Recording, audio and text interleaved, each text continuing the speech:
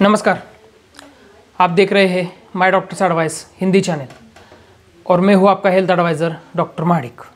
आज हम मच्छरों से होने वाली एक बीमारी के बारे में जान लेंगे। अब तक हमने मच्छरों से होने वाली 3 बीमारियों के बारे में पूरी तरह से जान ली। कौन कौन से हैं? डेंगू, मलेरिया और जिका वायरस फीवर। इनके बारे में हमने पूरी जानकारी ली है। अब हम देखेंगे कि चौथी बीमारी कौन सी। मच्छरों से काटने वाली चौथी बीमारी है चिकनगुनिया। चिकनगुनिया मच्छरों से काटने वाली बीमारियों में जो 4 बीमारियां पाई जाती हैं उनमें से 2 नंबर पर आते हैं। सबसे ज़्यादा पेशेंट होते हैं डेंगू के और दूसरे जो पेशेंट होते हैं उससे थोड़ी सी कम संख्या होती है, वो होती है चिकनगुनिया के। तो चिकनगुनिया की खास बात यह है कि एक बार चिकनगुनिया हो जाए तो आपको हमेशा के लिए याद रहता है। लोग बूढ़े हो जाते हैं लेकिन उनको हमेशा के लिए याद रहता है कि हमें इस साल चिकनगुनिया हुआ था। क्यों?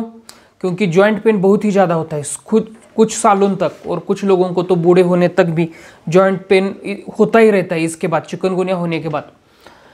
तो एक क्या है चिकनगुनिया, क्या है यह एक वायरल डिसीज़ है। इसका मतलब है कि वायरस से होने वाली बीमारी है। उस वायरस का नाम क्या है? उस वायरस का नाम है चिकनगुनिया वायरस। जैसे मैंने पहले बताया, ये मच्छरों के काटने से होता है। किधर किधर पाया जाता है? यह बीमारी ज़्यादा से ज़्यादा एशिया, इंडियन सब कॉन्टिनेंट और अफ्रीका, इसमें पाया जाता है। पूरे विश्व में भी यह बीमारी पाई जाती है लेकिन कम मात्रा में पाई जाती है। यह बीमारी एंडेमिक और पैंडेमिक के रूप में पाई जाती है। इसका मतलब इसकी महामारी आती है, अचानक से इसके पेशेंट होते हैं, पेशेंट पाए जाते हैं और बहुत ही ज़्यादा संख्या में पाए जाते हैं। कब इनकी संख्या बढ़ती है? बारिश के मौसम के बाद में बहुत सारे जगहों पर चिकनगुनिया की महामारी पाई जाती है। जैसे मैंने बताया, यह मच्छरों से फैलने वाली भी बीमारी है। कौन कौन से मच्छर होते हैं? एडिस अल्बोपिक्टस यह होता है कि ठंड जो प्रदेश होता है, इसका मतलब है अमेरिका, यूरोप, इसमें यह मच्छर पाया जाता है। और एडिस इजिप्टी, ये मच्छर जो होता है अफ्रीका, इंडिया और एशिया में पाया जाता है। इनकी मदद से यह वायरस फैलता है। यह मच्छर खासकर सुबह को और शाम को ज़्यादातर काटते हैं। दोपहर को और रात को यह नहीं काटते।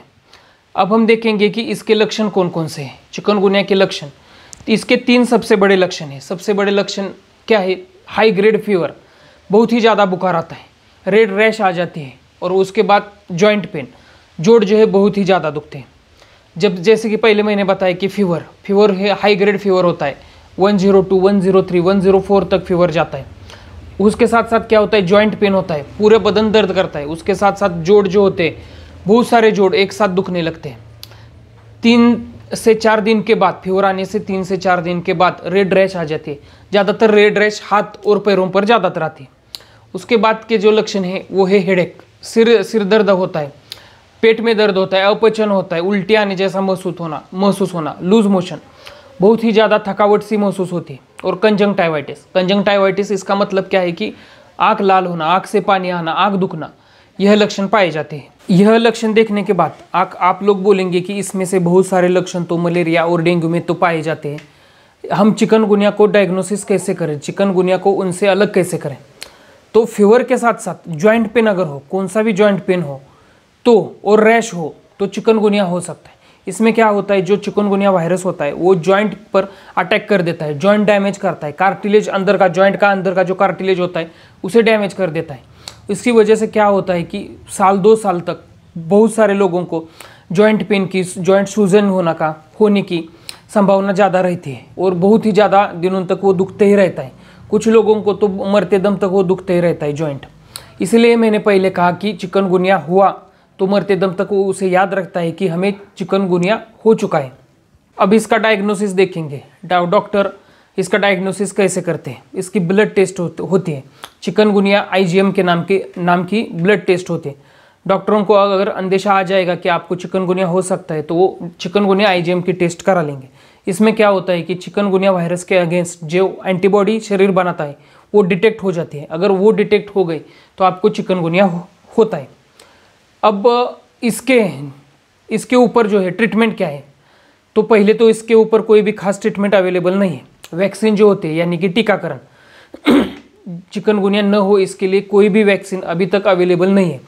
इस पर जो ट्रीटमेंट दी जाती है वो सिम्टोमेटिक ट्रीटमेंट दी जाती है। सबसे पहला और सबसे महत्वपूर्ण होता है कि उस स्ट्रिक्ट बेड रेस्ट लेना, 7 से 8 दिन तक, 15 दिन तक स्ट्रिक्ट बेड रेस्ट लेना बहुत ही अनिवार्य होता है। उसके साथ साथ लिक्विड डाइट लेना, तरल पदार्थ ज़्यादा से ज़्यादा लेना।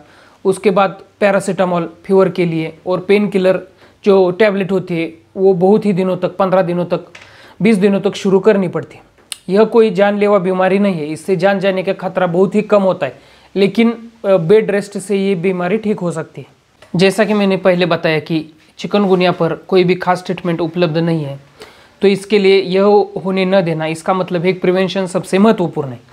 इसके प्रिवेंशन के लिए क्या करना चाहिए? यह तो मच्छरों से फैलने वाली बीमारी है, इसीलिए क्या करें कि मच्छर काटने न देना और मच्छर पनपने न देना बहुत ही महत्वपूर्ण है। इसके लिए क्या करें कि mosquito repellent cream, coils, liquidator, Odomos, mosquito repellent bat जो होती है किल करने वाली, उसका ज़्यादा से ज़्यादा इस्तेमाल करें। घर के आजू बाजू का परिसर जो होता है वो साफ़ सुथरा रखें, उसमें पानी जमा न होने दें, क्योंकि उसमें पानी में ही मच्छर अपने अंडे देते हैं। घर के जो दरवाजे खिड़कियाँ होती है वो हमेशा के लिए पैक रखें। बाहर जाते वक्त फुल स्लीव्स के कपड़ों का ज़्यादा से ज़्यादा इस्तेमाल करें। आज के इस वीडियो में बस इतना ही। मुझे लगता है आपको वीडियो पसंद आया होगा। पसंद आए तो उसे लाइक कीजिए, ज़्यादा से ज़्यादा शेयर कीजिए और माय डॉक्टर एडवाइस चैनल को सब्सक्राइब कीजिए। नमस्कार।